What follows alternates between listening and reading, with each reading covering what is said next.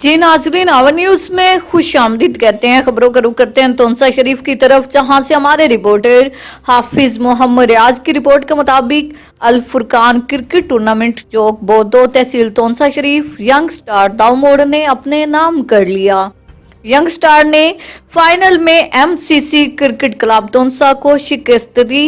मजमूई तौर पर young star ने बिल तरतीब यंग स्टार बोदो, आमिर 11 वावा, तोकीर शहीद, टिब्बी कैसरानी, अल मुंतजिर तोनसा और एमसीसी जैसी मुश्किल हरीफों को शिकस्त देकर टूर्नामेंट अपने नाम किया।